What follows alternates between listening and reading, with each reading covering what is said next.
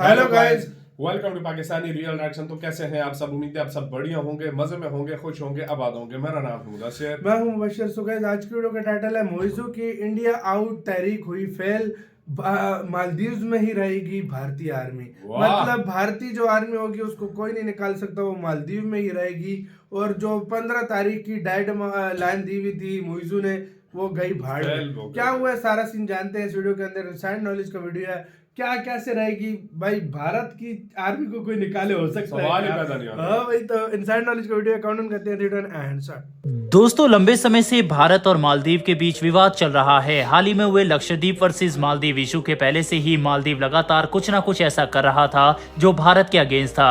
यहां तक कि मालदीव के राष्ट्रपति मोहम्मद माइजू इंडिया आउट कैंपेन चलाकर ही सत्ता में आए थे। ऐसे में उनसे उम्मीद भी क्या ही की जा सकती थी। राष्ट्रपति बनकर उन्होंने सबसे पहले स्टेप भारतीय सेना को मालदीव से हटाने का लिया। मोहम्मद माइजू की प्लानिंग थी कैसे भी करके मालदीव से इंडियन आर्मी को हटा दिया जाए और चीनी कर्मियों को तैनात किया जाए, लेकिन अब माइजू की प्लानिंग पूरी तरह से फेल हो गई है। दरअसल दोनों देशों के बीच दिल्ली में एक मीटिंग हुई जिसमें एक म्यूचुअल सॉल्यूशन निकाला गया। अब भारत मालदीव में सैन्य बलों को असैन्य बलों से रिप्लेस कर देगा। ये लोग भारत के ही होंगे और इंडियन आर्मी के काम को ही आगे बढ़ाएंगे। इस फैसले से माइजू जो चाहते थे वो भी हो गया और भारत ने मालदीव में अपनी प्रेजेंस को भी बनाए रखा। इसी के बारे में आज की इस वीडियो में हम डिटेल से बात करेंगे। वहीं पर हमारी दूसरी खबर इंडियन नेवी से जुड़ी है। दरअसल इंडियन नेवी ने एक बार फिर से डाकुओं द्वारा अटैक किए गए शिप को रेस्क्यू कर लिया है। इस शिप में 11 ईरानियन और 8 पाकिस्तानी नेशनल्स थे जिन्हें इंडियन आर्मी ने सक्सेसफुली रेस्क्यू कर लिया है। इसी के बारे में आज की इस वीडियो में हम जानेंगे। दोनों खबर काफी इंटरेस्टिंग है, इसीलिए वीडियो को अंत तक जरूर देखिएगा। तो चलिए शुरू करते हैं इस वीडियो को। दरअसल दोस्तों, मालदीव के राष्ट्रपति मोहम्मद माइजू के मंसूबों से तो हम सब वाकिफ हैं ही। वे जब से मालदीव के राष्ट्रपति बने हैं उन्होंने तब से लेकर आज तक कई ऐसे कदम उठाए हैं जो भारत के अगेंस्ट थे।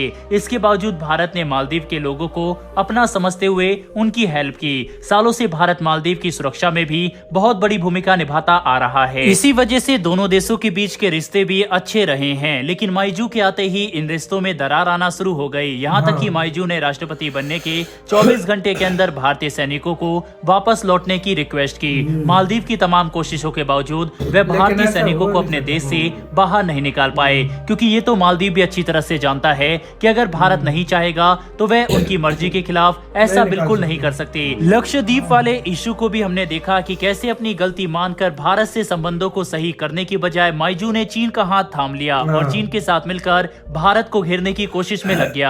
भारत ने भी मालदीव को तगड़ा झटका दिया और ये बता दिया कि जो भी देश भारत से गद्दारी करेगा उसका क्या अंजाम होगा। अब जो खबर निकलकर सामने आ रही है उसे भारत की जीत कहा जा रहा है। दरअसल फ्राइडे को दिल्ली में मालदीव कोर ग्रुप की सेकंड मीटिंग हुई। इस मीटिंग में भारतीय सैनिकों की वापसी को लेकर डिटेल में चर्चा हुई। इस दौरान एक बड़ा सॉल्यूशन निकाला गया जिसके तहत भारत मालदीव में तैनात अपने सैनिकों को सिविलियन पर्सनल से रिप्लेस कर देगा।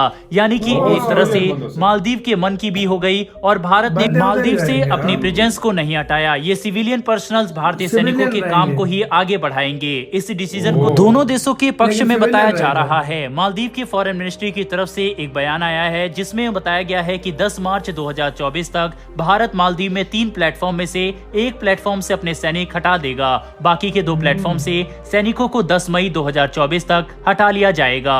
इसके अलावा मालदीव कोर ग्रुप की तीसरी बैठक के बारे में बताया गया जो कि फरवरी के लास्ट वीक में होगी। वहीं पर खबर ये भी सामने आ रही थी कि मोहम्मद माइजू भारतीय सैनिकों को हटाकर चीनी कर्मियों को तैनात करना चाहते थे, लेकिन आखिरकार मालदीव को भारत के सामने घुटने टेकने ही पड़े और अब भारत के ही सिविलियन पर्सनल वहां पर तैनात रहेंगे। बहरहाल दोस्तों, बढ़ते हैं हमारी दूसरी खबर की तरफ जो कि इंडियन नेवी से जुड़ी हुई है। ये तो हम जानते ही हैं कि जब से इजराइल और हमास का युद्ध शुरू हुआ है तब से ही अरेबियन सी से लेकर रेड सी और इंडियन ओशन में हुती रिबल्स और ईरान के द्वारा आने जाने वाले शिप पर अटैक किए जा रहे हैं। समय समय पर कई शिप के हाईजैक होने की खबरें भी सामने आती रही है। इन सब में भारत ने अहम भूमिका निभाई है। भारत ने मैरीटाइम सिक्योरिटी को प्रायोरिटी देते हुए आगे आकर हेल्प की है। भारतीय नेवी ने कई शिप को हाईजैक होने से बचाया है और इसी के साथ भारत ने बता दिया है कि इंडियन नेवी आज के समय कितनी एक्टिव और डेवलप है। अब खबर निकलकर सामने आ रही है कि इंडियन नेवी ने एक और शिप को डाकुओं के चुंगल से बचा लिया है और इसे सक्सेसफुली रेस्क्यू कर लिया है। भारतीय नेवी ने बताया है कि शिप पर यह हमला अदन की खाड़ी के पास सोमालिया के पूर्वी तट में किया गया था। दरअसल ईरान के झंडे वाले शिप पर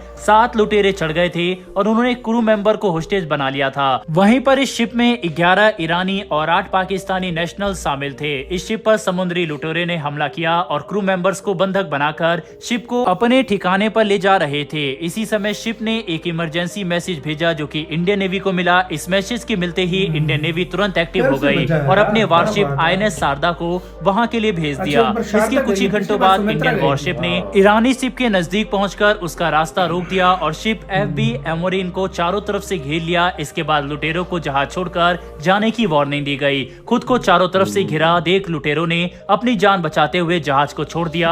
इसी तरह इंडियन नेवी ने ईरान के झंडे लगे इस शिप को क्रू मेंबर्स के साथ रेस्क्यू कर लिया। वहीं दुनिया भर में भारत द्वारा चलाए जा रहे इन ऑपरेशन की तारीफ हो रही है। बहरहाल दोस्तों इस वीडियो में इतना ही, लेकिन भारतीय नेवी के लिए कमेंट बॉक्स में आप भी जय हिंद लिखना ना भूलें। यार कमाल है, फिर से यार सच में पाकिस्तानी यार। और ईरानी फिर से को देखो बचाया। पाकिस्तानी और ईरानियों को बचाया और ये 36 घंटों के अंदर अंदर यार। 36 घंटों के अंदर अंदर हुआ है। पहले भी इंडिया ने इसी तरह मतलब 1-1.5 दिन हुआ है हाँ, बचाया और अभी फिर एक दिन अभी हुए थे, फिर डेढ़ देखो दिन। 8 पाकिस्तानी और पाकिस्तानियों को 11 जो है बचाया। ना क्या कहते हैं ईरान के लोग हैं। यार ये बहुत बड़ी बात है यार, कैसे देखा जाए यार। पाकिस्तानियों को इसलिए तो बचाया? ये- इंडियन नेवी की पूरी ये- दुनिया तारीफ कर रही कैसे है भाई। तारीफ तो नहीं करती हाँ। इंडियन नेवी प्रोफेशनल है, वो जानती है कि कैसे लोगों को बचाया जाए। बिल्कुल। और ऊपर से देखो उन्होंने सोमालियों को बोला कि तुम निकलो निकलो वरना मारे जाओ। निकलो हाँ। जाहिर बात है उन्होंने निकालना बेटर था। हाँ, निकलना बेटर था, वो वरना निकल उनको के- पता है मर जाते हैं, हाँ, क्योंकि उनको इतना भी बड़ा पता था वो वारशिप आ जाए वारशिप तो से लड़ नहीं वो लड़ नहीं सकते वो कभी भाग भी। गए वहां से सीधा। और मार्कोस कमांडर को देख के ही वो गिरे मार्कोस होंगे उनकी कमांडो साइड उन्होंने में। सुनो हाँ, हमारे हाँ, पकड़े हैं कुछ हाँ, कुछ तो को। वो ऐसे भागे हाँ। कि